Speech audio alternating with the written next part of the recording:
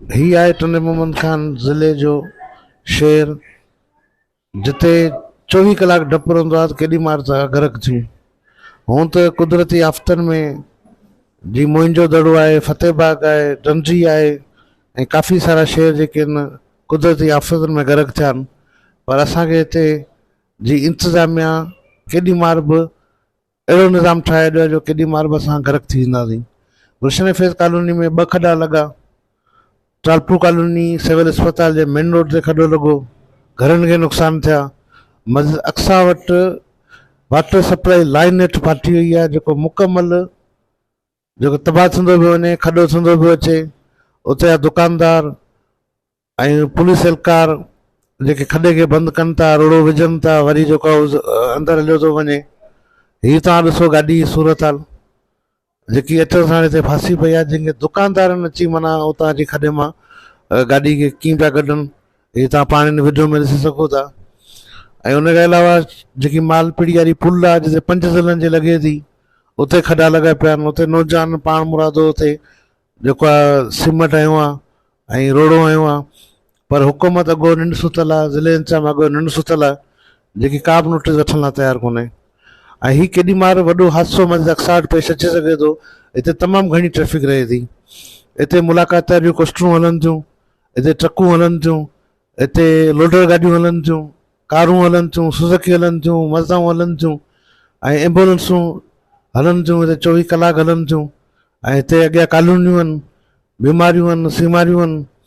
पर अफ़सोस आहे बार बार सोशल मीडिया ते ख़बर रखण खां पोइ असांजा अॻोर सुतल इंतिज़ामिया जेकी अञा ताईं ना वायर करे सघी आहे, ना पहुची सघी आहे। ऐं हीअ तव्हां पाण ॾिसी सघो था ट्रैफिक केतिरी जाम आहे, माण्हू हलण ॻाल्हि कनि, ट्रैफिक पूरो जाम थो वञे। जंहिंमां वॾियूं गाॾियूं अचनि थियूं त चिंचियूं रिक्शा इहे सभु भेजो वञनि, ट्रैफिक वरी जाम थो वञे। ऐं एमरजेंसी में वेंदड़ एम्बुलेंस त की कराए सघंदी, या एमरजेंसी में या खॾे में अची एम्बुलेंस टायर फासी पए त उहो मरीज़ कीअं बची सघंदो। असां एतिरा बेयारो मददगार बणिजी विया आहियूं जो को बि हिते धणी साईं न आहे जेको हिन शहर जी मालिकी करे, हिन शहर लाइ नोटिस वठे, हिन शहर खे जेको आहे हिकिड़ो मॉडल शहर बनाए। दुनिया वञी चंड ते पहुती आहे, पर अफ़सोस आहे जो असां ॾींहों ॾींहुं पोइते पिया वञूं, ॾींहों ॾींहुं पोइते पिया वञूं।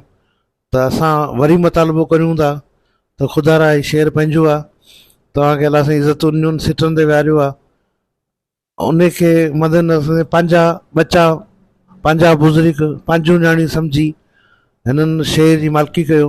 ज़हूर कॉलोनी में ड्रेनेज जा 5 होल बंदि पिया आहिनि ऐं उहो ड्रेनेज जो पाणी उतां निकिरे कोन पियो। हिते बि केॾी महिल को वॾो हादसो पेश अची सघे थो।